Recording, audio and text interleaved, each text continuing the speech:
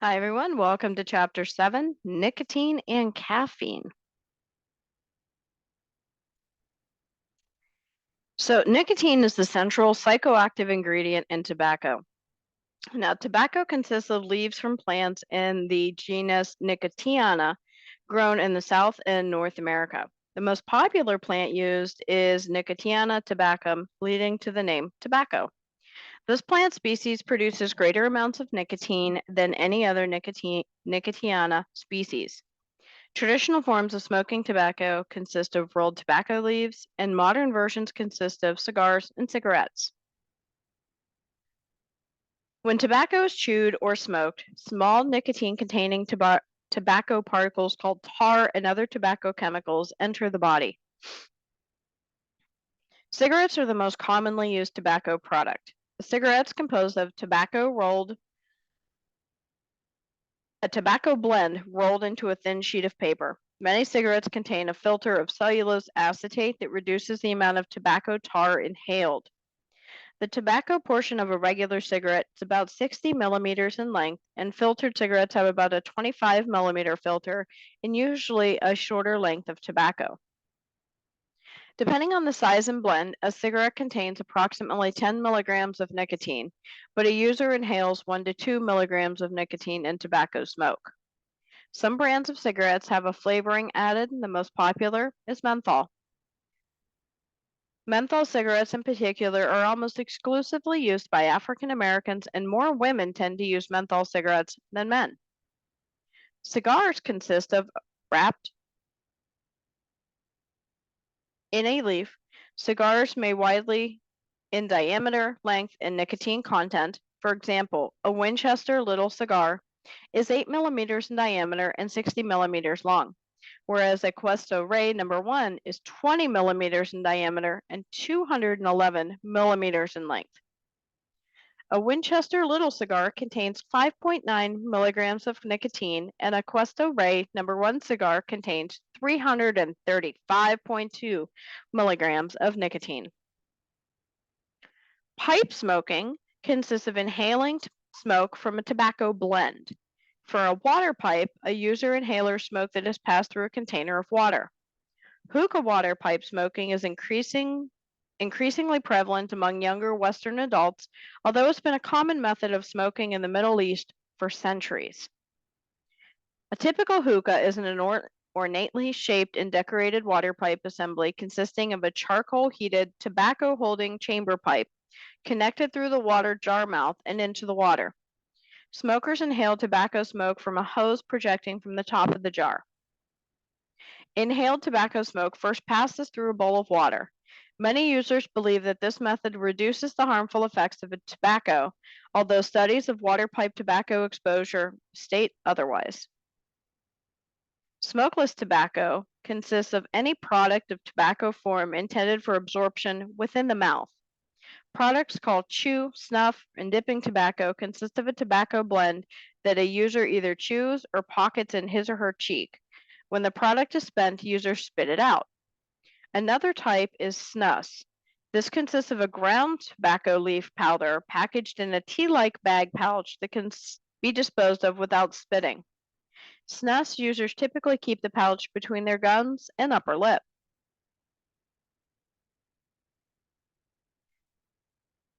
Dissolvable tobacco provides oral delivery of nicotine through a product that dissolves in the mouth, such as a lozenge strip or stick. Nicotine lozenges are generally used for the purpose of quitting smoking. Sweetened strips or sticks were most likely developed for smokers who were not conveniently able to smoke due to smoking bans in public places. Dissolvable tobacco products contain the amount of nicotine similar to those found in cigarettes. The resemblance of these products to candy created an exposure risk for kids and also concerned regulators who believed that marketing appeared attractive to adolescents. E-cigarettes, or electronic nicotine delivery systems, are often shaped like cigarettes and have emerged as another popular form of nicotine delivery. A component that reduces liquid into a fine spray is known as an atomizer. A liquid cartridge containing nicotine, propylene glycol, a vegetable glycerin plugs into the atomizer, which vaporizes the liquid when a sensor detects airflow passage or when the user presses a button. A user inhales the nicotine vapor solution through the e-cigarette. Vegetable glycerin and other compounds that might be added to an e-liquid make the vapor visible when exhaled. A cigarette cessation approach has somewhat had the feel of a cigarette, but the user inhaled vaporized nicotine rather than the tar particles from tobacco. These first generation e cigarettes closely resembled traditional cigarettes. So we could describe these e cigarettes users as smokers who were attempting to quit smoking traditional cigarettes. Today, many e cig liquid cartridges also include flavorings like fruit, candy, or menthol flavors. Fruit and mint flavorings were popular in adolescence, according to one survey of users of the cigarette product Juul. Personal vaporizers or vape pens, where users can assemble their e-cigarettes using customized components or mods. A user can add a mod to adjust the level of power to the heater with greater heat leading to more e-liquid vaporized and vice versa.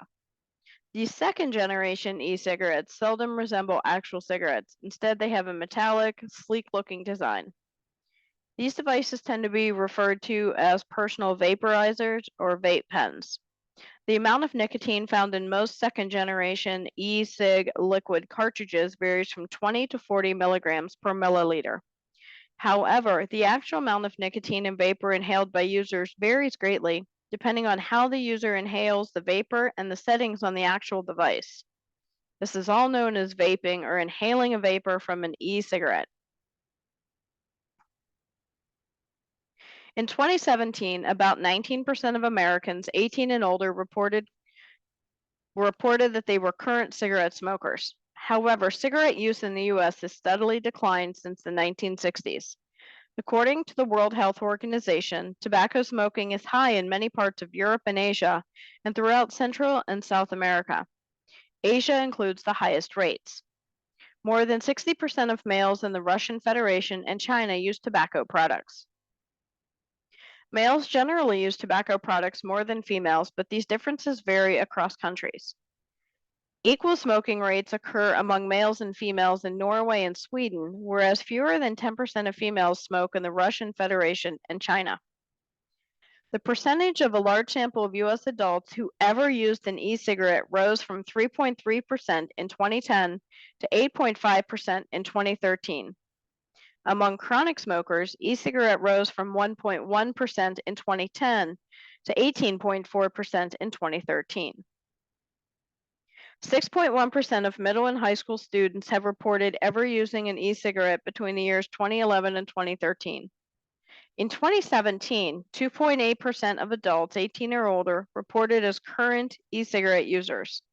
However, lack of agreement on what to actually call an e-cigarette may impact the accuracy of these survey results.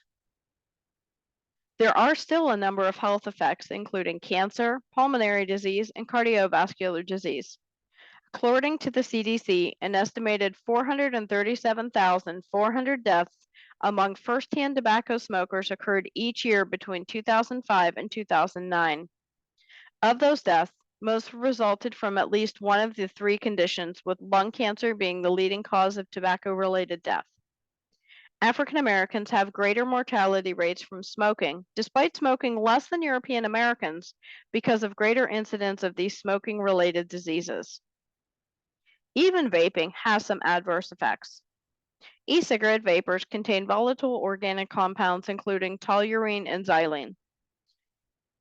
Conflicting studies have shown for a variety of compounds or material capable of negatively impacting health, including organic compounds like formaldehyde, acetaldehyde, and particulate matter in e-cigarette vapors.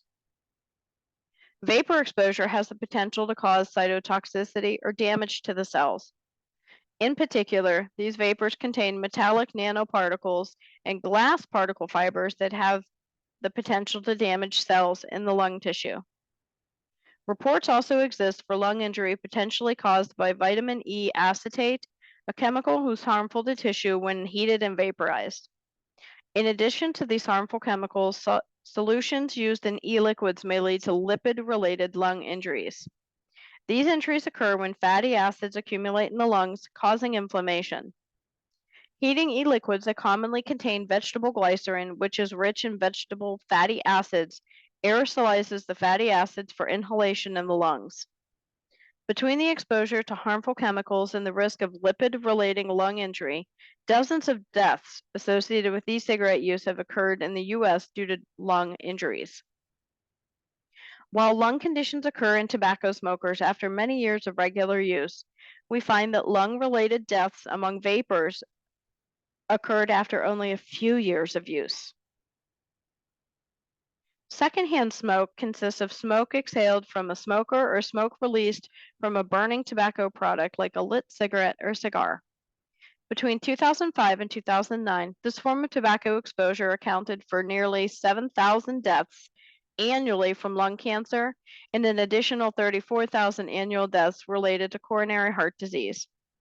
Secondhand smoke exposure also accounted for 400 sudden infant death syndrome incidents each year during that same period. We also linked secondhand smoke to health effects in children, where we find greater incidence of asthma, bronchitis, pneumonia, and even ear infections. Ever hear of third-hand smoke? This consists of remnants from tobacco smoking gathered on material in the smoker's local environment after smoking is finished. A non-smoker may be exposed to tobacco products that cling to the hair, skin, or clothing, and these products can remain on fabrics for months after smoking ceases. Tobacco products from smoke gather on walls, flooring, and various objects in the setting, making these other sources of exposure for non-smokers. Young children may ingest this material from playing on the floor or putting objects in their mouths, and samples from hand swabs reveal children exposure to third hand reveals detectable levels of nicotine. The saliva from children exposed to third hand smoke also contains nicotine's metabolite, cotinine, indicating absorption of nicotine occurs from exposure to the environmental nicotine. Third-hand smoke effects is a relatively new area of research, and potential health effects from this exposure have not yet been found. So far, researchers have found cytotoxic chemicals deposited from third-hand smoke as well as chemicals that inhibit cell proliferation.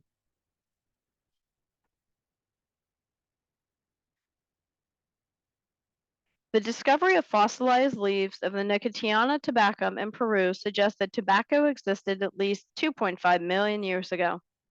Indigenous people, including the Mayas, Incas, Toltecs, and Aztecs, smoked tobacco as part of their religious practices.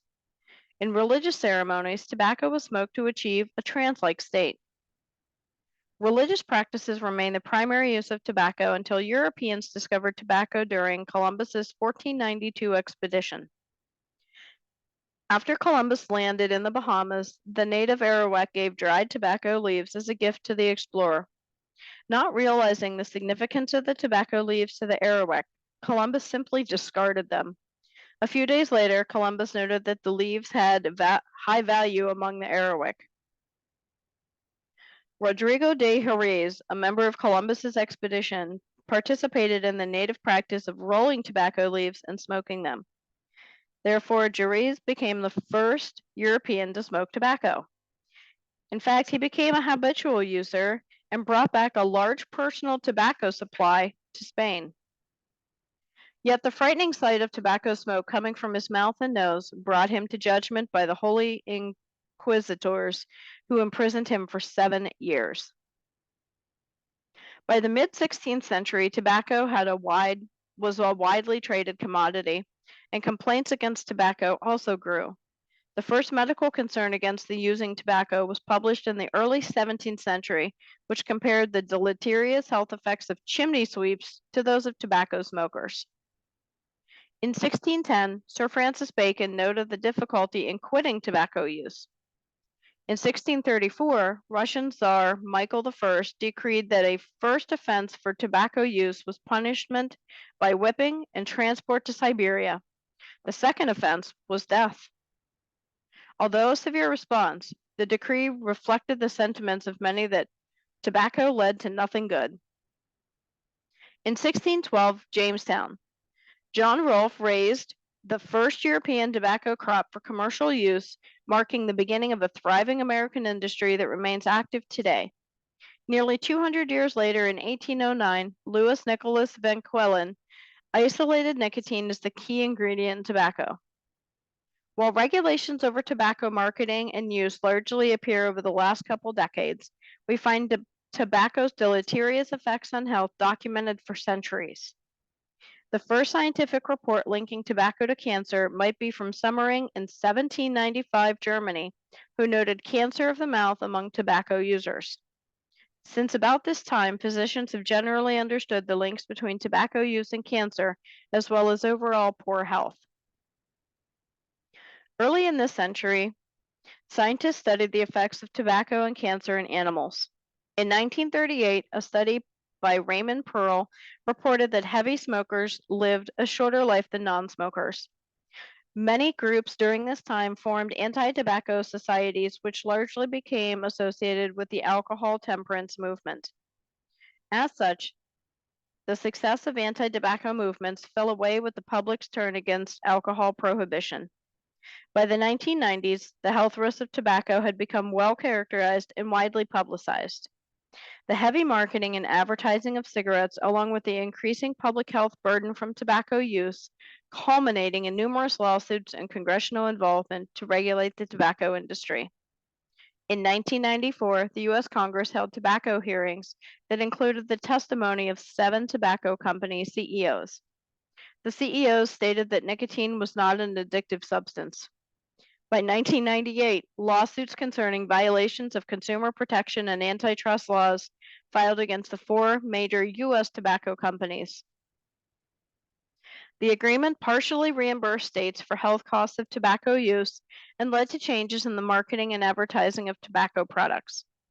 Today, tobacco products must include special health warning labels, but the product is still sold legally throughout the world. Tobacco use consists of inhaling or chewing tobacco blends or other products. Smoked tobacco was seldom inhaled into the lungs prior to the common practice of flue-curing tobacco blends in cigarettes in the early 1900s. Flue-curing is venting the heat through a menthol flue onto tobacco leaves.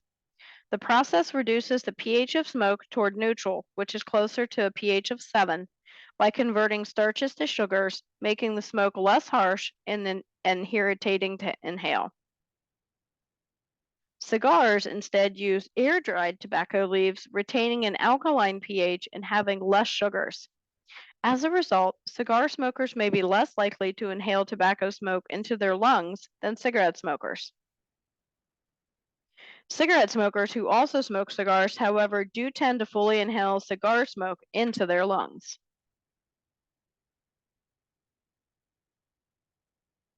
In general, those cigarette smokers tend to inhale smoke into their lungs more often than cigar smokers do.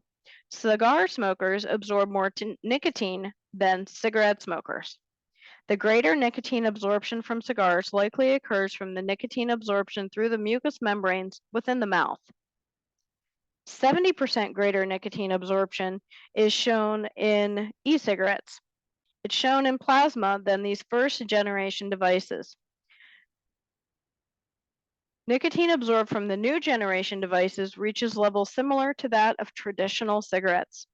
So if you think you're using an e-cigarette to stop smoking regular cigarettes, you're really not getting any far ahead.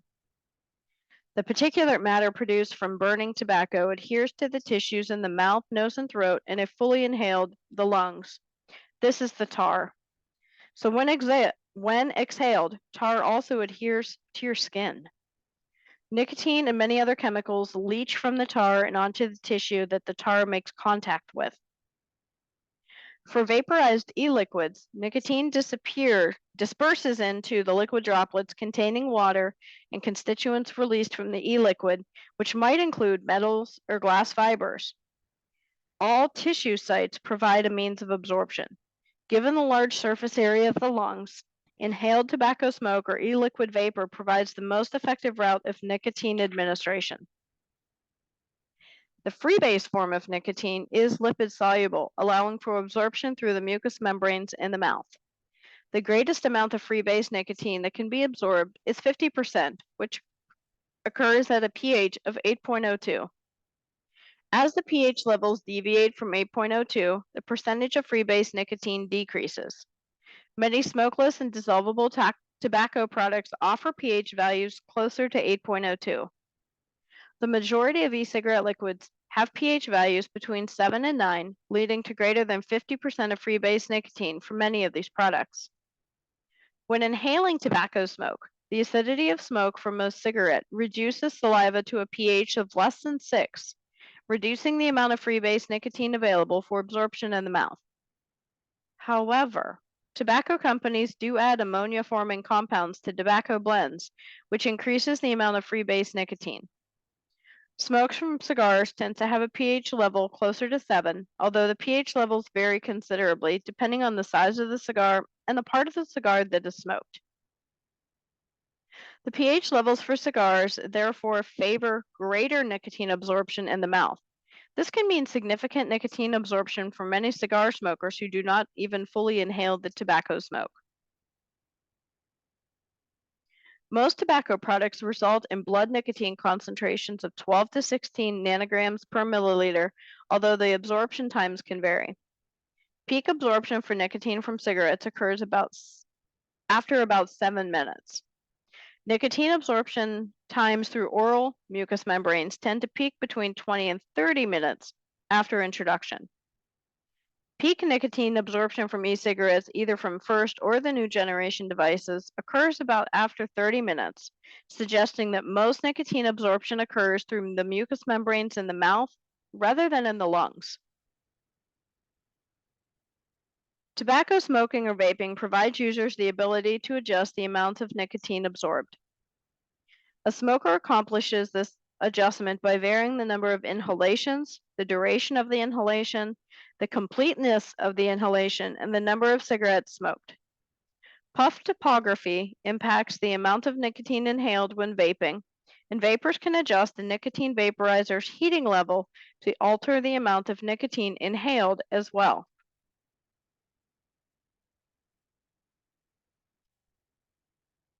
The active metabolite of nicotine is cotinine. In the liver, CYP2A6 enzymes metabolize 80 to 90% nicotine, producing the active metabolite cotinine, which exhibits pharmacological action similar to that of nicotine. Slower metabolism occurs for mentholated versus non-mentholated cigarettes.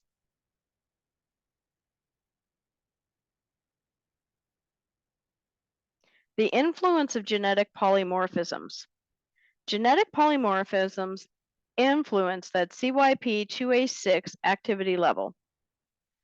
The CYP2A6, 4, 7, and 9 polymorphins exhibit reduced CYP2A6 activity, causing slower metabolism of nicotine to cotinine. In other words, the nicotine levels remain higher in the body because of reduced metabolism. These polymorphisms are prevalent with Asian populations. Individuals who exhibit homogeneous mutant forms of these polymorphisms or heterogeneous mutant forms that have a combination of the 4, 7, or 9 polymorphisms tend to be light smokers and have a lower risk of tobacco-related health effects. African Americans exhibit a slower metabolism of nicotine, engaging in a longer period of time for intact nicotine to exert pharmacological effects. This may be due to a preference by African American smokers for using the menthol cigarettes. The half-life of nicotine is about 2 hours, but this clearance time really depends on the smoker's status. Chronic smokers have a 30% faster elimination rate of nicotine than non-smokers. These findings suggest that chronic tobacco use sensitizes the pharmacokinetic process for nicotine. A simple urine analysis for cotinine can reveal tobacco use more than a day later.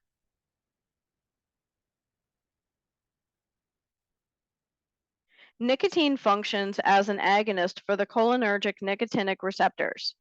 Cotinine, or the active metabolite of nicotine, serves as a weak agonist for nicotine receptors. When a nicotinic receptor agonist binds to these receptors, A conformational change takes place, opening a channel for positively charged ions like your Ca2, your sodium, as well as potassium. Some ions pass more readily through the nicotinic receptor channels than others. For examples, alpha 7 receptors are more permeable to those calcium 2 plus ions. When bound to by an agonist, a nicotinic receptor undergoes an active state and then a desensitized state. The receptor cannot be activated during the desensitized state, and the desensitized state occurs for a longer period of time than the active state. An indirect or atypical means of inhibiting a receptor's activity, such as when the net effects of the receptor agonist consist of a longer inactivated receptor state and a shorter activated receptor state, is known as a functional antagonism. Upregulation increases the production of proteins. Thinking of nicotine as a functional agonist is useful for understanding the changes in nicotinic receptors during the chronic nicotine administration. During such administration, the brain compensates for the repeated closing of nicotine receptor channels by upregulating the nicotinic receptors. As we look at the nicotinic receptors, let's look at the location and function. Nicotinic receptors are located postsynaptically on the neuromuscular junctions in the somatic nervous system. Within the neuromuscular junctions, the activation of the nicotinic receptors on the muscle fibers causes the muscles to contract. This all happens within the peripheral nervous system. Within the autonomic nervous system, nicotinic receptors are located in the ganglia of the autonomic system, including both the sympathetic and parasympathetic nervous systems. Of these two systems, the activation of nicotinic receptors primarily increases sympathetic nervous system activity.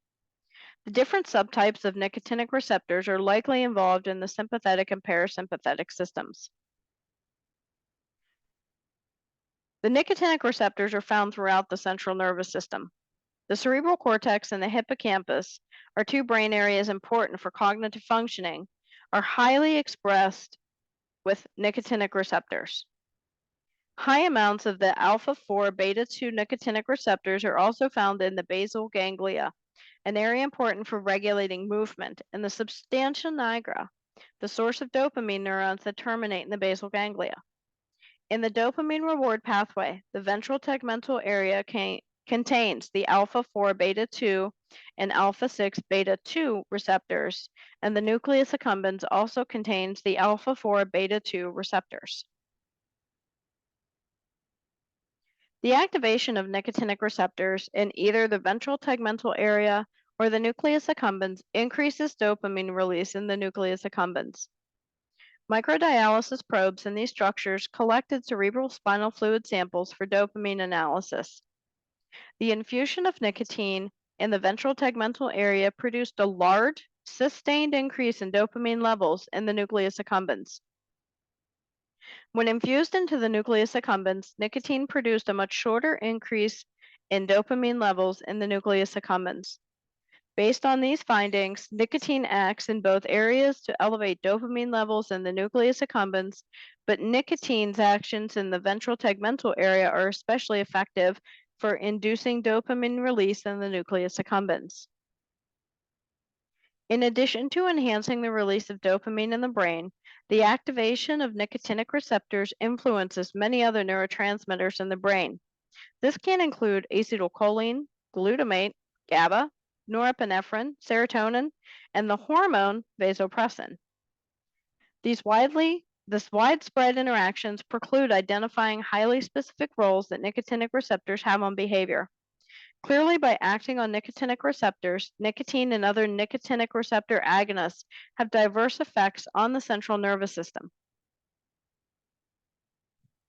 Other compounds in tobacco may act in the nervous system, possibly enhancing nicotine's effects. These include inhibiting MAOA's MAOB activities. Many chemicals in tobacco will inhibit both of these, including the compounds 2, 3, and 6 trimethyl 1, 4-naphthquinone, and 2-naphthylamine, harmine and non-harmine. These actions may explain why long-term smokers exhibit a decreased activity of the MAO-A and MAO-B enzymes. MAO inhibition also enhances the effects of nicotine on dopamine levels in the nucleus accumbens. Acetaldehyde, a common ingredient in tobacco, may also enhance nicotine's effects in the brain. In a study using rats in self-administration procedures, treatment with acetaldehyde increased self-administration of nicotine, suggesting that acetaldehyde increased nicotine's rewarding effects. In particular, these effects occurred in juvenile but not adult rats, suggesting that adolescence is particularly vulnerable time for acquiring an addiction to nicotine. In both smokers and non-smokers, nicotine produces cardiovascular effects consisting of increases in heart rate and blood pressure. Because these effects are observed in smokers, a tolerance to these effects does not occur during chronic nicotine administration. Acute tolerance is the decreased responsiveness to a drug's effects after a single administration of the drug. Acute tolerance to nicotine's effects on heart rate and blood pressure happens when nicotine is administered soon after the previous administration. This occurs partly because the subsequent nicotine administration occurs while many nicotinic receptors remain in a desensitized state. Most smokers experience acute tolerance every morning. Nicotine delivered from the first cigarette of the day causes an increase in heart rate and blood pressure. The next cigarette exhibits weaker effects on heart and blood pressure because of the acute tolerance. Heart rate and blood pressure soon return to normal levels. In a study by Perkins and colleagues, nicotine was administered to either non-tobacco users or smokers who had not smoked since the night before. In both groups, nicotine reduced the self-reported hunger and the number of snack foods consumed during the testing sessions. Appetite-suppressing effects of nicotine contribute to weight loss in many tobacco users, and tobacco users often cite potential weight loss as a reason not to quit. Nicotine also produces effects on motor stability, which are in particularly noticeable in the hands. Hand tremors and reduced hand steadiness often occur after nicotine administration to non-tobacco users. Nicotine's effects on psychomotor function also differ between the acute and chronic administration. Acute administration of nicotine in nicotine-naive users causes a decrease in psychomotor activity. However, sensitization to these effects occurs during chronic administration. So, in chronic tobacco users, nicotine increases psychomotor function. Perkins and colleagues reported that nicotine administration increases the rate of finger tapping in chronic smokers, but it decreases that in non-smokers. In attention tasks, nicotine improves information processing by shortening times to detect stimuli. Nicotine improved the detection of targets during an 80-minute vigilance task consisting of identifying the number of sequences from numbers scrolling across the display. Nicotine's improvements in attention occur after the chronic administration as well.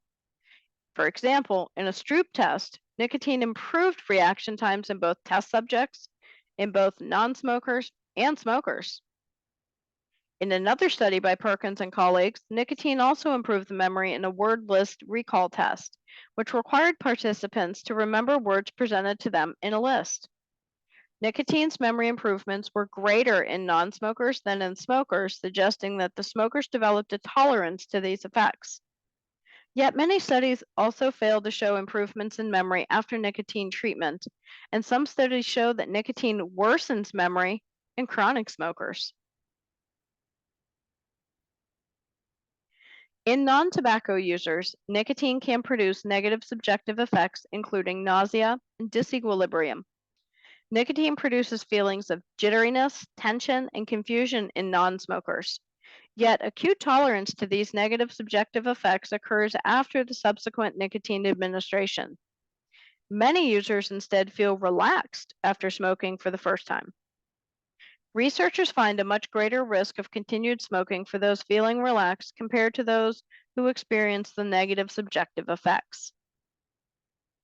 A conditioned taste aversion procedure can demonstrate nicotine's aversive effects as well as the acute tolerance to these aversive effects. Prus and colleagues use this procedure to link the timing of nicotine administration with the time course of nicotinic receptor changes. For rats treated with nicotine 5 minutes before a pairing session with saccharin, less saccharin was consumed on the following day. This pairing session took place during the activated nicotinic receptor state.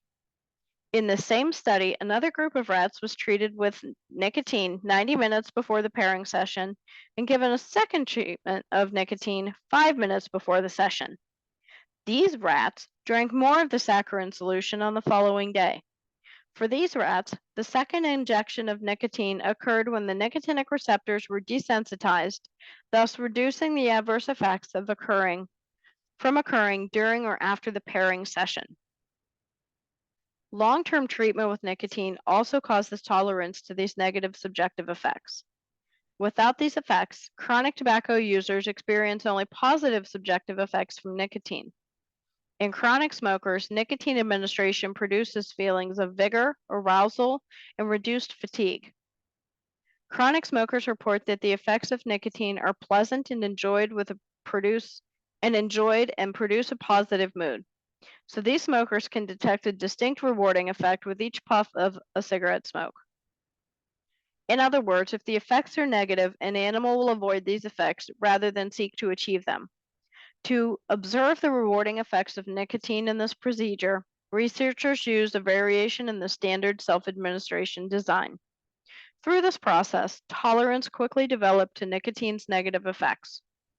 After a tolerance developed to the negative effects, the rewarding effects of nicotine administration were sufficient to maintain lever pressing. Nitrosamines are chemicals known to produce cancerous tumor growth. The release and inhalation of tar from smoked tobacco can provide direct contact of these carcinogens with tissue in the mouth, throat, esophagus, and lungs. E-liquids used for e-cigarettes tend to have low to no levels of nitrosamines. Although safer in this regard, e-cigarette vapors include chemicals with potential to damage cells in the lungs, including the aldehydes, which provide different flavorings for e-liquids and formaldehyde.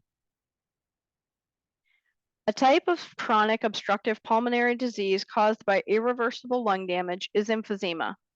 The symptoms can include shortness of breath, wheezing, chronic cough, and fatigue. Emphysema patients are treated with a bronchodilator inhaler such as albuterol to help open the lung passages. Nicotine in tobacco also causes arteries and blood vessels to narrow and constrict, increasing the heart rate. Together, these effects increase the risk of a heart attack, stroke, and diseases associated with impoverished blood flow to other organs. During pregnancy, tobacco causes slower gestational development, preterm births, and low birth weight. Any number of chemicals in smoked tobacco can interfere with prenatal development, but reduced oxygen to the fetus is a significant contributor. Women who smoke also have an increased risk of breast cancer and may begin menopause at an earlier age than those that did not smoke. 7 tobacco company CEOs famously testified that nicotine was not addictive.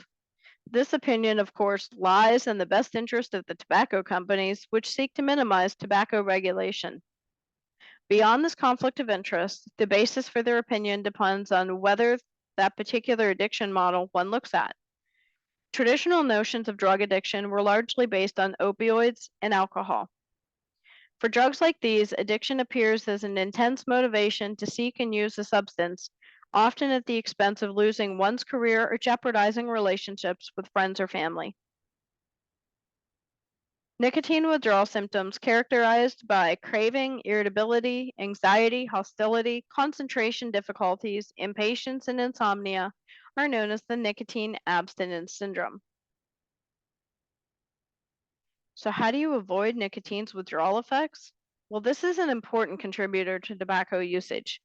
Based on the use disorder criteria described in the DSM, nicotine is an addictive substance. It exhibits a rapid tolerance to both physical and psychological effects during chronic use, and given our modern conceptions of substance use disorders, few people would agree with the tobacco company's claims that their products don't cause addiction.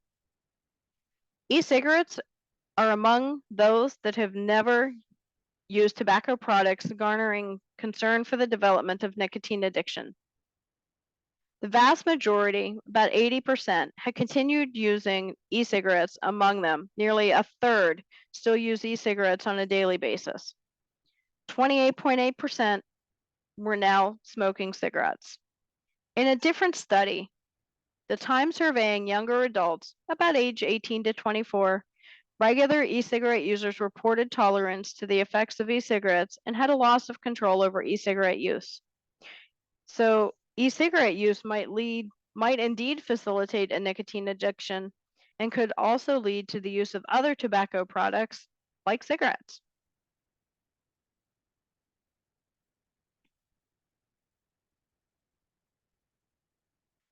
Chippers make up one third of all smokers.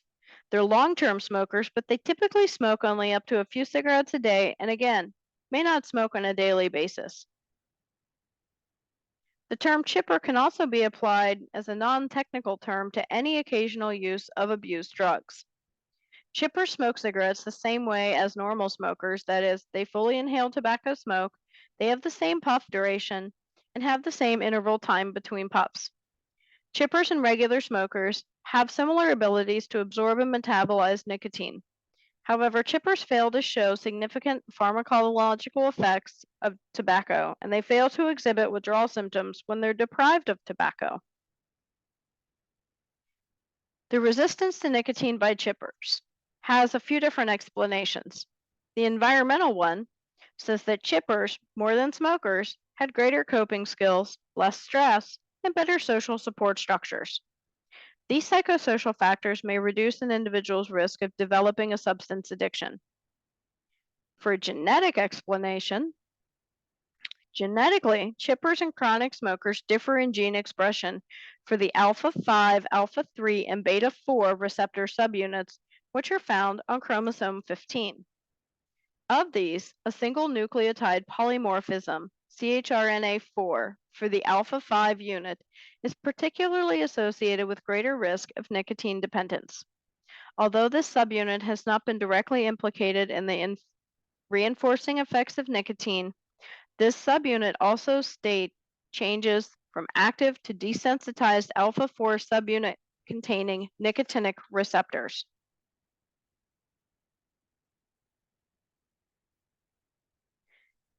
Many people begin smoking because their friends smoke. Smoking may also be common in an individual's family or culture. Tobacco advertisers market cigarettes as fun, cool, sexy, and rebellious. Not too long ago, workers who smoked were allowed frequent short smoke breaks, whereas non smokers had to continue working. As smoking persists, an addiction to nicotine develops, serving as the primary reason for tobacco use. For frequent smokers, the effects of nicotine became associated with routine everyday activities such as being on her phone or watching TV. Associative learning processes incentivize these conditioned responses, leading to the preoccupation and anticipation features of addiction. Without having a cigarette, these stimuli lead to craving tobacco, which makes quitting difficult. Many people succeed in quitting tobacco cold turkey, while others need to participate in a more step down treatment plan. Many psychotherapeutic approaches address the behavioral cues that trigger a craving to smoke. Smokers learn to identify the causes of these cravings and make attempts to diminish the influence of these cravings. No matter the method, studies generally show that reaching 2 weeks of tobacco abstinence most strongly predicts long term success. Lucier and colleagues examined smokers using choice comparisons between the desire to smoke versus earning small amounts of money among those who successfully or unsuccessfully abstained from smoking after 2 weeks.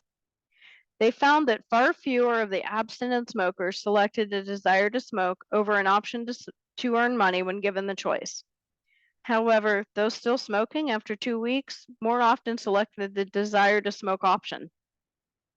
So, the rewarding value of tobacco appears to weaken after reaching 2 weeks of tobacco abstinence. We also learned that 2 weeks of tobacco abstinence leads to less craving when exposed to stimuli associated with former tobacco use.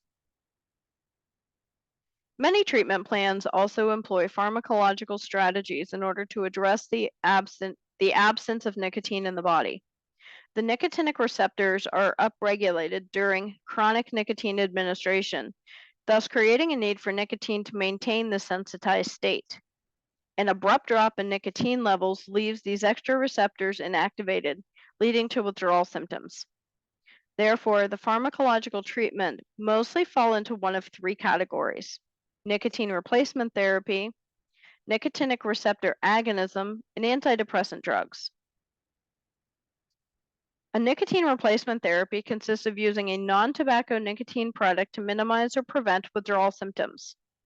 Nicotine replacement therapy products include nicotine skin patches, gum, nasal spray, and inhalers.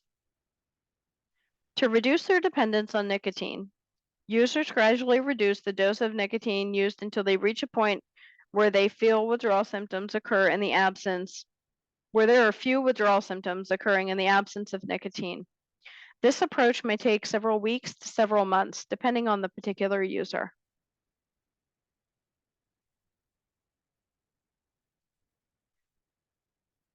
Nicotinic receptor agonist medications also help to withdrawal symptoms.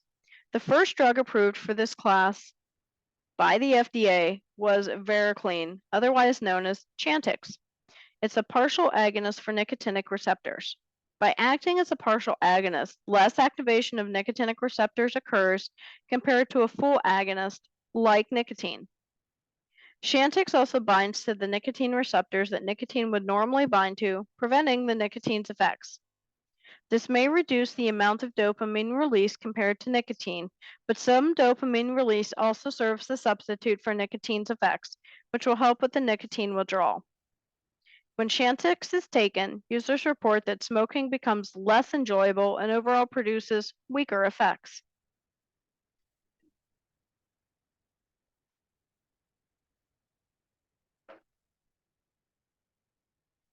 Antidepressant drugs reduce smoking by addressing nicotine's effects on dopamine by acting as a dopamine reuptake inhibitor. The most commonly prescribed antidepressant drug for nicotine cessation is bupropion. This is commonly known as Zyban or Wellbutrin. This blocks the reuptake of dopamine. Bupropion elevates the dopamine level within the synapse. Researchers hypothesize that when this occurs in the nucleus accumbens, the elevated dopamine levels compensate for dopamine elevations normally produced by the nicotine. Although this drug produces pharmacological action suggestive of reducing smoking, fewer than one-third of patients in clinical trials have successfully abstained from smoking when taking bupropion. There appears to be some trends depending on gender, race, and socioeconomic status with regard to the rate of successful abstinence. In one study, Piper and colleagues evaluated nearly 3,000 smokers enrolled in different types of cessation trials, including nicotine replacement therapies, bupropion, a combination of bupropion and nicotine replacement therapy. The smokers group consisted of men and women of either African or European American descent, as well as different levels of socioeconomic status. After 6 months, the researchers found greater abstinence among men versus women, European Americans versus African Americans, and those with higher socioeconomic status versus lower. A combination of bupropion with a nicotine replacement product was most effective in men, where none of the therapies appeared ideal for African Americans. No matter the demographic characteristics of therapy used, none of the groups achieved greater than 50% smoking abstinence at the 6-month follow-up. Cosgrove and colleagues examined sex steroid hormone levels and used single photon emission photography, abbreviated as SPECT, to examine the beta 2 containing nicotinic receptor levels in smoking in non smoking men and women. They found that men who smoke express upregulation of the beta 2 nicotinic receptors compared to men who don't smoke, while no upregulation was observed in women who smoke. During the luteal phase, when progesterone levels are high, women who smoked express greater cravings to smoke and more symptoms of nicotine withdrawal compared to the follicular phase, when estradiol slowly rises from the low levels during that phase and the progesterone levels are low. These findings might suggest why nicotine replacement products appear less effective in women with no change in the beta 2 nicotinic receptor level, and why women appear less susceptible to smoking relapse if therapy begins during the luteal phase of the menstrual cycle. Overall, there remains much to learn about tobacco addiction and a great need for improved treatment approaches.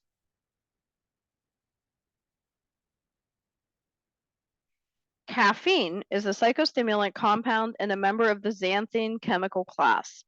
Other xanthines include theobromine, theophylline, and also exhibit psychostimulant effects. About 90% of Americans consume caffeine on a regular basis, and on average is about 227 milligrams of caffeine per person each day. Best estimates indicate that children consume about half the caffeine as adults, although data on young children is generally lacking.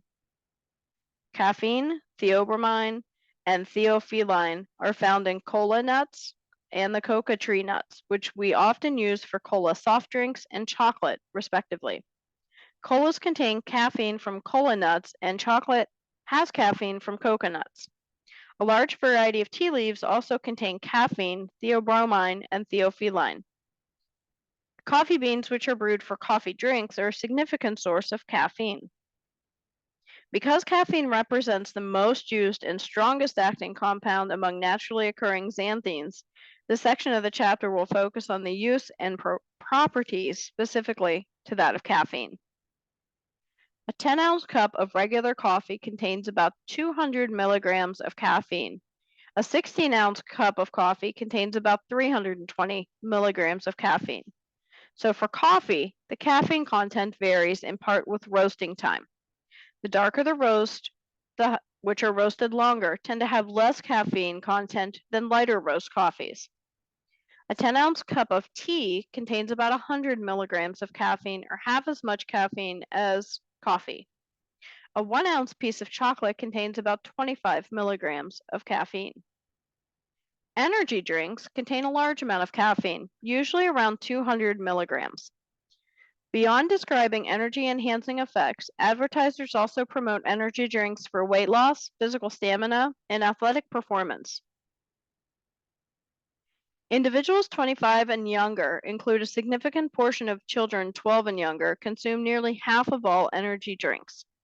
College students report that between 39 and 59% had consumed energy drinks within the past month. Energy drinks are the fastest growing beverage in the US, accounting for 9 billion with a B in sales in the US alone. Energy drinks include not only caffeine as a direct ingredient, but may also include caffeinated products like cola nut, yerba mate, and coca. They often include other xanthines like theobromine and theophylline. Many other chemicals in energy drinks include sugar, a variety of herbs, amino acids, plant extracts, all promote energy enhancing effects. A beverage made by mixing energy drinks with alcohol is a caffeinated alcoholic beverage. This energy drink component of these beverages can temporarily counter alcohol's intoxicating effects, thus facilitating excessive drinking and an increased risk of alcohol poisoning.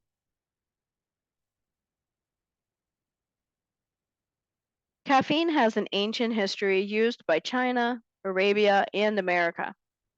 The plant products just listed were consumed long before the Europeans even discovered them. Teas were used in China for thousands of years, and coffee beans were brewed in Arabia since at least AD 1000. In South and Central America, the Olmec, Maya, Toltec, and Aztec cultures consumed coca beans.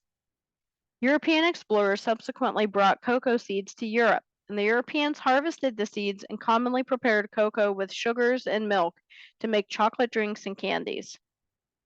The very first human discoveries of the invigorating properties of these plants are shrouded in stories passed through an oral history. Scholars often report a history about an Ethiopian named Chaldee as the discoverer of coffee. Chaldee observed that his goats became excited after consuming berries from a coffee bush, which he confirmed when he tried the berries himself. Before AD 1000, people normally consumed coffee by eating coffee beans, but around AD 1000, brewed coffee became popular. Brewed coffee became a social drink in Arabia, and students and scholars consumed coffee in intellectual centers. In fact, the type of coffee bar consumed in intellectual centers in Turkey was given the name Mektebi Irfan, meaning the school of the wise.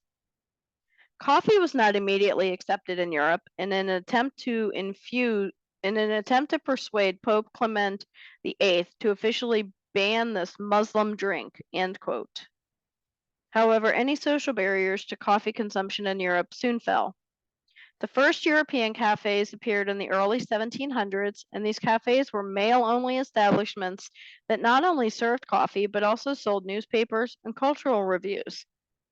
The British, however, preferred tea, possibly because of the influence of the British East India Company, which facilitated a strong tea trade with India.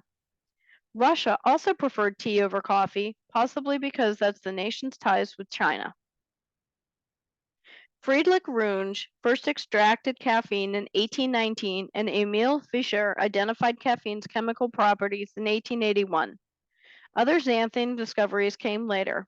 Theobromine was first extracted in 1841, and Fischer discovered its chemical structures in 1882. Soon after this, Fischer discovered theophylline, another xanthine.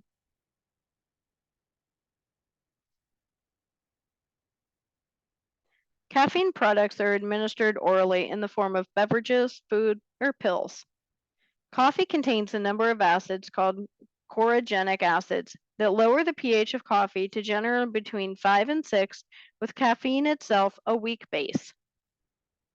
Once ingested, 100% of caffeine is absorbed in the intestinal walls, reaching peak blood levels after about 40 minutes. Caffeine penetrates both brain and placental blood barriers, and the liver metabolizes caffeine primarily by the enzyme CYP1A2 and to a lesser extent by the enzyme CYP2E1. Most individuals metabolize about 90% of caffeine, although the amount of caffeine metabolized depends on the activities of these enzymes.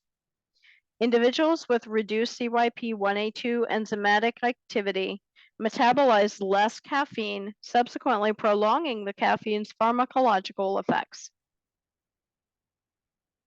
The enzymatic involvement with other drugs may alter the metabolism rate for caffeine. In this instance, many antidepressant drugs are CYP1A2 enzyme inhibitors. So individuals who take these antidepressant drugs metabolize less caffeine. Given that caffeine can produce anxiousness, this interaction effect would weaken an antidepressant drug's effectiveness if caffeine intake is not monitored. At the same time, smoking enhances CYP1A2 activity, resulting in increased metabolism of caffeine. The metabolism of caffeine produces active metabolites that, like caffeine, belong to the xanthine class of drugs. In particular, these metabolites include theophylline, theobromine, and another xanthine compound with related psychoactive effects, paraxanthine. Unlike theophylline and theobromine, paraxanthine occurs only when metabolically converted from caffeine. The relative distribution of metabolites produced from caffeine consists of 70 to 80% paraxanthine and 7 to 8% theophylline and 7 to 8% theobromine. The body primarily eliminates caffeine through the kidneys. The rate of elimination varies widely from approximately 3 to 10 hours, and the range in elimination rates may explain why some individuals have difficulty sleeping at night if they drink coffee in the afternoon, whereas other individuals have no difficulty sleeping at night, even after drinking coffee in the evening. Cigar or cigarette smoking doubles the rate of caffeine elimination because of the previously mentioned increased metabolic activity. Because of this elimination rate, smokers may drink more coffee to maintain caffeine's effects. Adenosine is a neuromodulator that has inhibitory effects on the neurons throughout the central and peripheral nervous system. By blocking adenosine receptors, caffeine prevents the inhibitory influence of adenosine within these parts of the brain, thus promoting alertness. Caffeinated products are generally consumed for their fatigue-fighting properties and are commonly consumed by people in the morning after waking up and when attempting to stay alert at work. Caffeineism is a condition characterized by agitation, anxiety, insomnia, and negative mood, as well as rapid heart rate and high blood pressure. This condition can occur at doses of 500 to 1,000 milligrams of caffeine, although tolerance to caffeine may require higher doses before a person exhibits caffeineism. There are still adverse effects of energy drinks.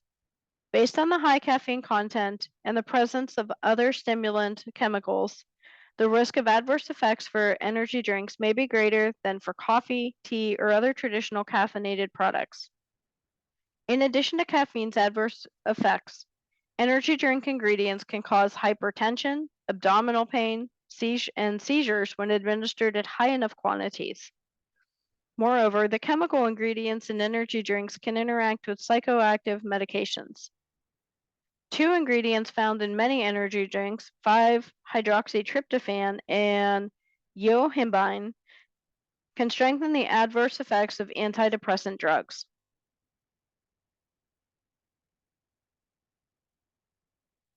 Tolerance and withdrawal during sustained caffeine use can occur with acute subjective effects. This can include positive mood, improved alertness, and anxiousness. But it may not occur with physiological effects, which can include cardiovascular activity and blood vessel constriction. Withdrawal symptoms include the addiction features. So daily consumption also leads to the features of addiction, as demonstrated by the occurrence of withdrawal symptoms when first discontinuing use. Common withdrawal symptoms include difficulty in concentrating, fatigue, irritability, anxious or depressed mood.